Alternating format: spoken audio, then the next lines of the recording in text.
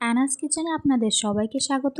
আশা করি সবাই ভালো আছেন। আজকে আমি বানাবো এগলেস চকলেট কেক। প্রথমে আমি আধা কাপ দুধের মধ্যে 2 টিস্পুন ভিনিগার দিয়ে দুধটাকে ফাটিয়ে নিব। এটা একটা বাটার মিল্ক তৈরি হয়ে যাবে। আজকে চকলেট কেক বানাতে দেখে নিই কী কী লাগবে। 1 কাপ গুঁড়ো চিনি, 1 কাপ ময়দা, melted butter 50 gram, buttermilk, cocoa powder 2 teaspoon, half চামচ বেকিং পাউডার আর 1/4 চামচ বেকিং সোডা। প্রথমে 1 কাপ ময়দা নিয়ে নেব, 2 tablespoon cocoa powder, half teaspoon baking powder আর 1/4 টিস্পুন বেকিং সোডা দিয়ে ভালো করে ড্রাই ইনগ্রিডিয়েন্টসকে মিশিয়ে রেখে দেব। এরপর অন্য একটা বোলে 1 কাপ পাউডার সুগারের মধ্যে 50 গ্রাম মেল্টেড বাটার দিয়ে ভালো করে মিক্স করে নেব একটা হুইস্কের সাহায্যে। ভালো করে মিক্স করা হয়ে গেলে বাটার মিল্কটা এর মধ্যে দিয়ে দিব। এরপর ভালো মতো ফেটিয়ে নিয়ে অল্প একটু 1 পিঞ্চ মতো নুন দিয়ে দিব। এরপর ভালো মতো ফেটিয়ে নিব 5 মিনিটের মতো। আপনারা খুবই সহজে এটা বাড়িতে বানিয়ে নিতে পারবেন। এগলেস কেকও খেতে খুব দারুণ হয়, একবার অবশ্যই ট্রাই করে দেখবেন।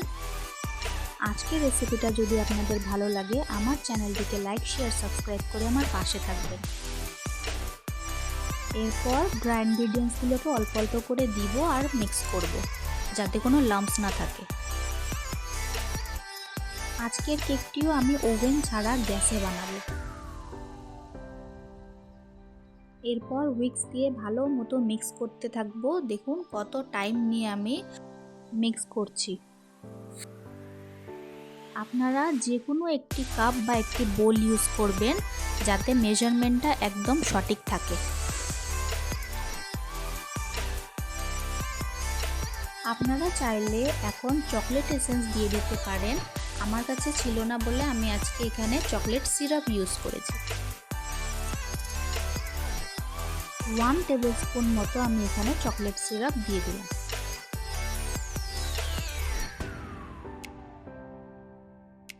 এরপর আবার অল্প মিক্স করে নিয়ে কনসিস্টেন্সিটা ভালো মতো চেক করে নেবেন।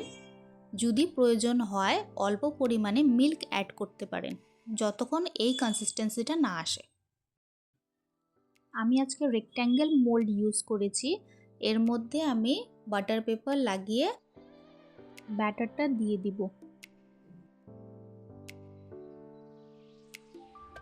যেটার মধ্যে আমি আজকে কেকটি বেক করব সেটা আমি 5 মিনিটের জন্য প্রিহিট করে রেখে দিয়েছি।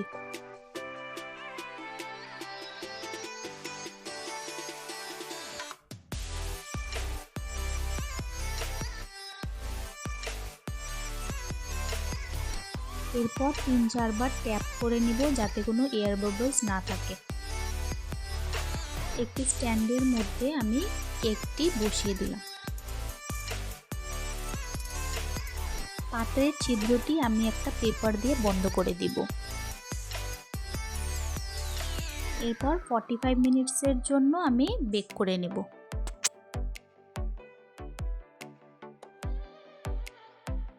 দেখুন 45 মিনিটস পর আমার কেকটি কত সুন্দর বেক হয়ে গেছে। এরপর কেকটি ভালো মতো ঠান্ডা করে নিব।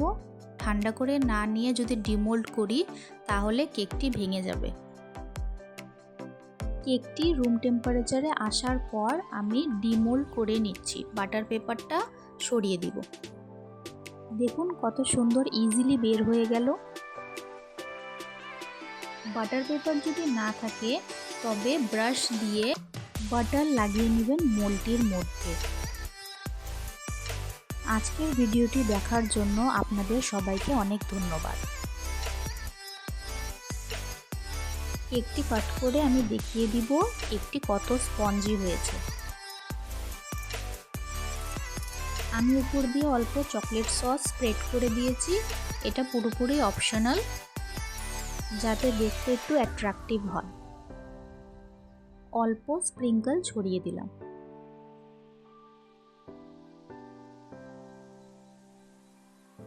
দেখুন কেকটি কত সফট হয়েছে।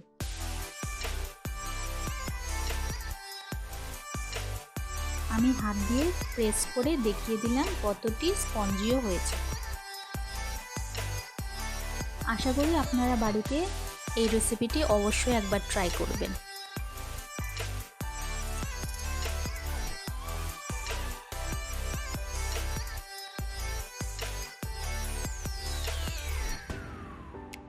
সবাই খুব ভালো থাকবেন। ধন্যবাদ।